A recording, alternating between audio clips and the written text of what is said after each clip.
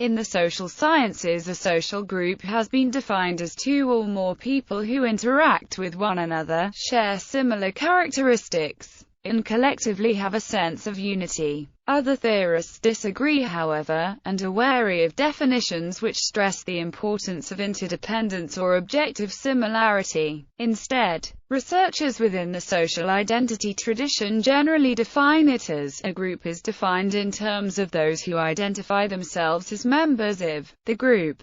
Regardless, social groups come in a myriad of sizes and varieties. For example, a society can be viewed as a large social group. Definition: social cohesion approach. A social group exhibits some degree of social cohesion and is more than a simple collection or aggregate of individuals, such as people waiting at a bus stop, or people waiting in a line. Characteristics shared by members of a group may include interests, values, representations, ethnic or social background, and kinship ties. Kinship ties being a social bond based on common ancestry, marriage, or adoption. In a similar vein, some researchers consider the defining characteristic of a group as social interaction. According to Dunbar's number, on average, people cannot maintain stable social relationships with more than 150 individuals. Social psychologist Muzaffar Sherer proposed to define a social unit as a number of individuals interacting with each other with respect to common motives and goals. An accepted division of labor, i.e., roles, established status relationships,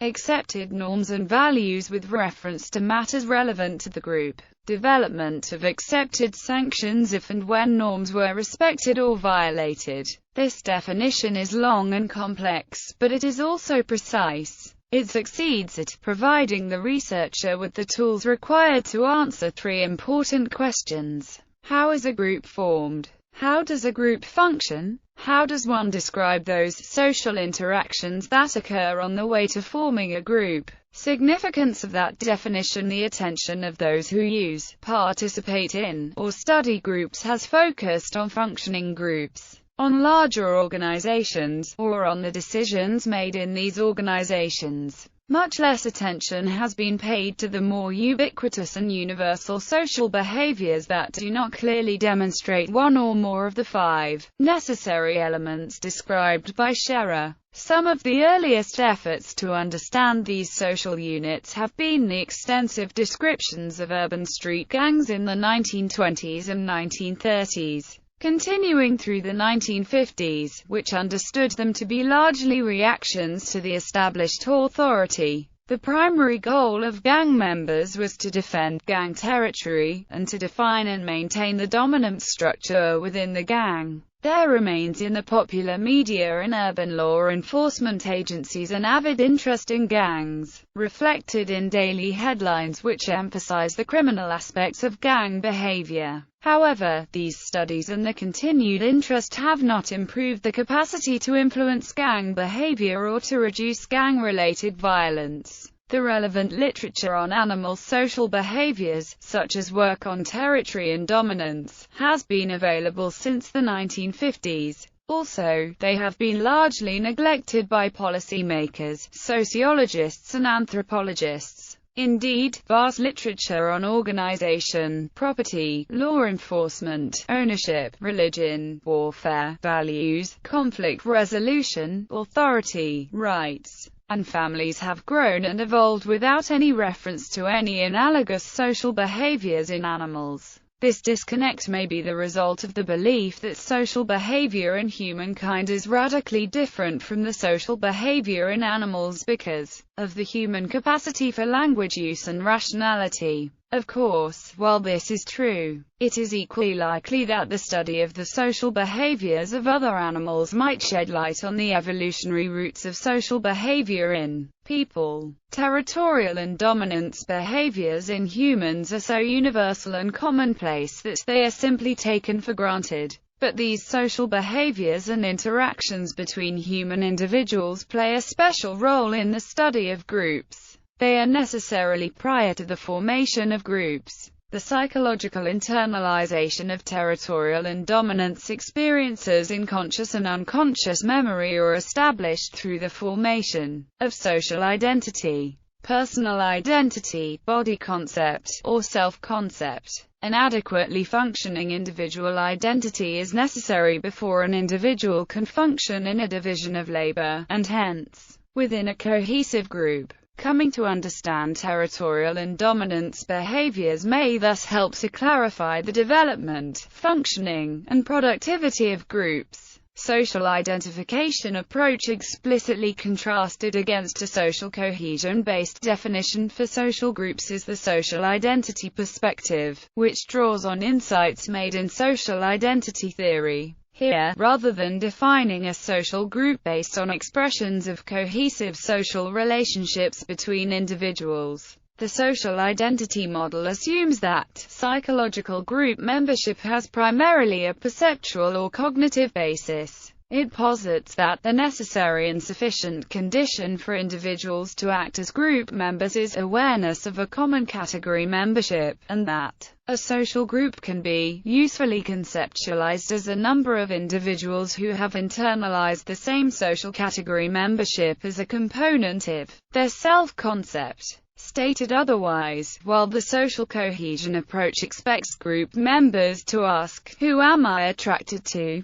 the social identity perspective expects group members to simply ask, "Who am I?" Empirical support for the social identity perspective on groups was initially drawn from work using the minimal group paradigm. For example, it has been shown that the mere act of allocating individuals to explicitly random categories is sufficient to lead individuals to act in and in group, favoring fashion. Also problematic for the social cohesion account is recent research showing that seemingly meaningless categorization can be an antecedent of perceptions of interdependence with fellow category members. While the roots of this approach to social groups had its foundations in social identity theory, more concerted exploration of these ideas occurred later in the form of self-categorization theory, whereas social identity theory was directed initially at the explanation of intergroup conflict in the absence of any conflict of interests. Self-categorization theory was developed to explain how individuals come to perceive themselves as members of a group in the first place,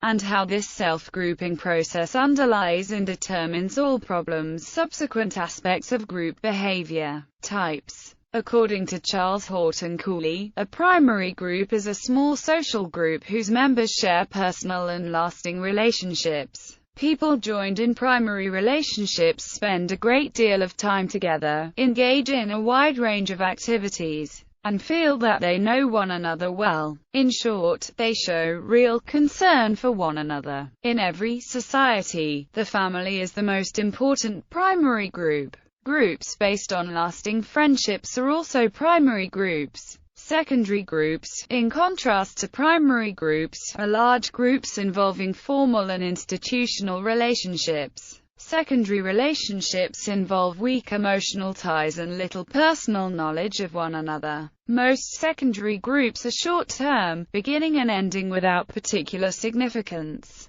They may last for years or may disband after a short time. The formation of primary groups happens within secondary groups. Primary groups can be present in secondary settings. For example, attending a university exemplifies membership of a secondary group, while the friendships that are made there would be considered a primary group that you belong to. Likewise, some businesses care deeply about the well-being of one another, while some immediate families have hostile relations within it. Individuals almost universally have a bond toward what sociologists call reference groups. A reference group is a social group that serves as a point of reference in making evaluations and decisions. Some examples of types of groups include the following. Peer group. A peer group is a group with members of approximately the same age, social status, and interests. Generally, people are relatively equal in terms of power when they interact with peers.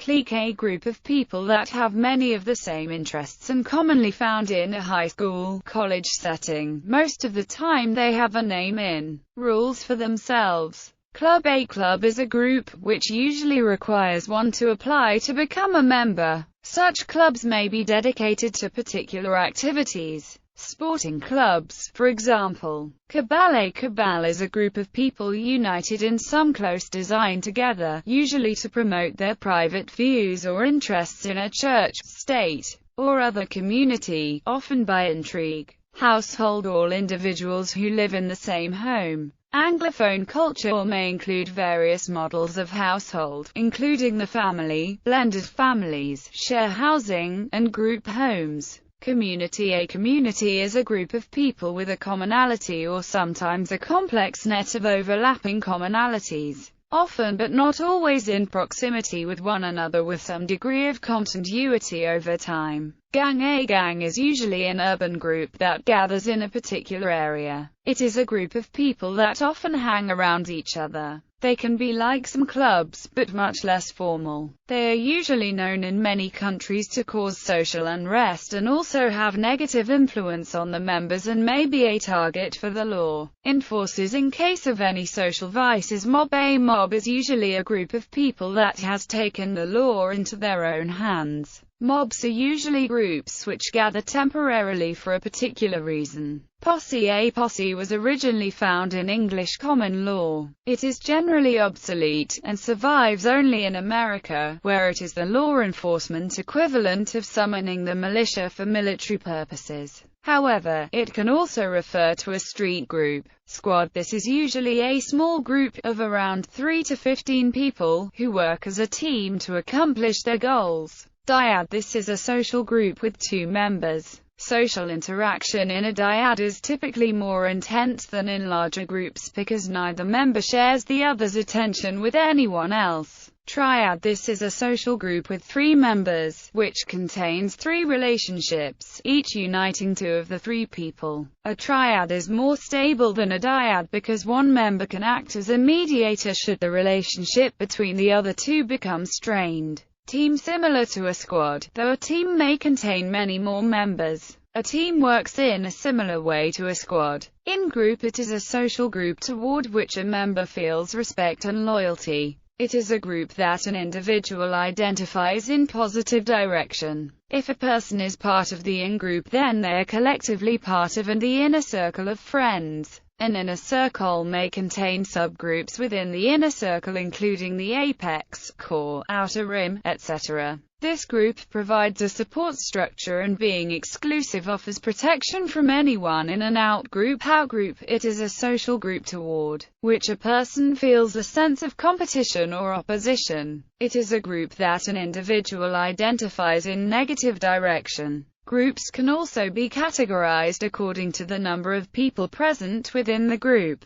This makes sense if the size of the group has consequences for the way group members relate with each other. In a small group, for example, each member receives some impression of each other member distinct enough so that he or she can give some reaction to each of the others as an individual person. This personal interaction is not possible in larger groups. Recruitment. Social groups acquire and renew their members via recruitment. Compare proselytism. In the initial stages of expansion, the groups usually do not accept every applicant.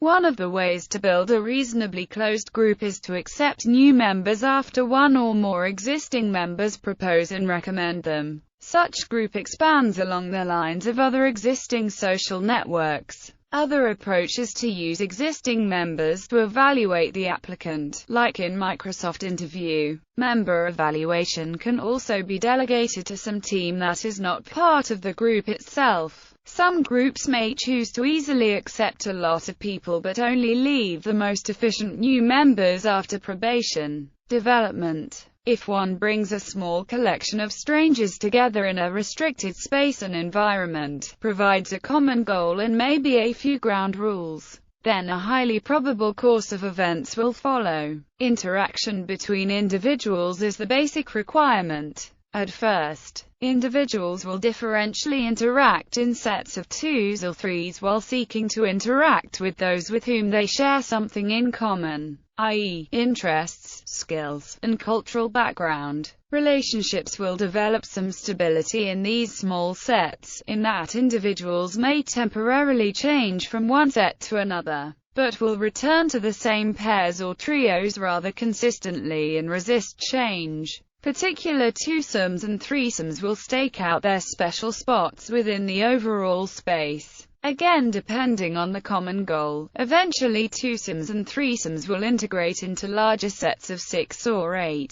with corresponding revisions of territory, dominance ranking, and further differentiation of roles. All of this seldom takes place without some conflict or disagreement. For example, fighting over the distribution of resources, the choices of means and different sub-goals, the development of what are appropriate norms, rewards and punishments. Some of these conflicts will be territorial in nature, i.e., jealousy over roles, or locations, or favored relationships. But most will be involved with struggles for status, ranging from mild protests to serious verbal conflicts and even dangerous violence. By analogy to animal behavior, sociologists may term these behaviors territorial behaviors and dominance behaviors, depending on the pressure of the common goal and on the various skills of individuals. Differentiations of leadership, dominance, or authority will develop. Once these relationships solidify, with their defined roles, norms, and sanctions, a productive group will have been established. Aggression is the mark of unsettled dominance order. Productive group cooperation requires that both dominance order and territorial arrangements be settled with respect to the common goal and within the particular group. Some individuals may withdraw from interaction or be excluded from the developing group, depending on the number of individuals in the original collection of strangers, and the number of hangers and that are tolerated. One or more competing groups of 10 or less may form, and the competition for territory and dominance will then also be manifested in the intergroup transactions, dispersal and transformation. 2 or more people in interacting situations will over time develop stable territorial relationships. As described above, these may or may not develop into groups, but stable groups can also break up into several sets of territorial relationships. There are numerous reasons for stable groups to malfunction, or to disperse. But essentially this is because of loss of compliance with one or more elements of the definition of group provided by Scherer. The 2 most common causes of a malfunctioning group are the addition of too many individuals, and the failure of the leader to enforce a common purpose, though malfunctions may occur due to a failure of any of the other elements. In a society, there is an obvious need for more people to participate in cooperative endeavors than can be accommodated by a few separate groups. The military has been the best example as to how this is done in its hierarchical array of squads, platoons, companies, battalions, regiments, and divisions. Private companies, corporations, government agencies, clubs, and so on have all developed comparable systems when the number of members or employees exceeds the number that can be accommodated in an effective group. Not all larger social structures require the cohesion that may be found in the small group. Consider the neighborhood, the country club, or the megachurch, which are basically territorial organizations who support large social purposes. Any such large organizations may need only islands of cohesive leadership. For a functioning group to attempt to add new members in a casual way is a certain prescription for failure, loss of efficiency, or disorganization. The number of functioning members in a group can be reasonably flexible between 5 and 10, and a long-standing cohesive group may be able to tolerate a few hangers-on. The key concept is that the value and success of a group is obtained by each member maintaining a distinct, functioning identity in the minds of each of the members. The cognitive limit to this span of attention in individuals is often set at 7. Rapid shifting of attention can push the limit to about 10. After 10, subgroups will inevitably start to form with the attendant loss of purpose, dominance, order, and individuality, with confusion of roles and rules. The standard classroom with 20 to 40 pupils and one teacher offers a rueful example of one supposed leader juggling a number of subgroups. Weakening of the common purpose once a group is well established can be attributed to adding new members, unsettled conflicts of identities, weakening of a settled dominance order, and weakening or failure of the leader to tend to the group. The actual loss of a leader is frequently fatal to a group, unless there was lengthy preparation for the transition. The loss of the leader tends to dissolve all dominance relationships, as well as weakening dedication to common purpose, differentiation of roles, and maintenance of norms. The most common symptoms of a trouble group are loss of efficiency, diminished participation, or weakening of purpose, as well as an increase in verbal aggression. Often, if a strong common purpose is still present, a simple reorganization with a new leader and a few new members will be sufficient to re-establish the group, which is somewhat easier than forming an entirely new group. This is the most common factor.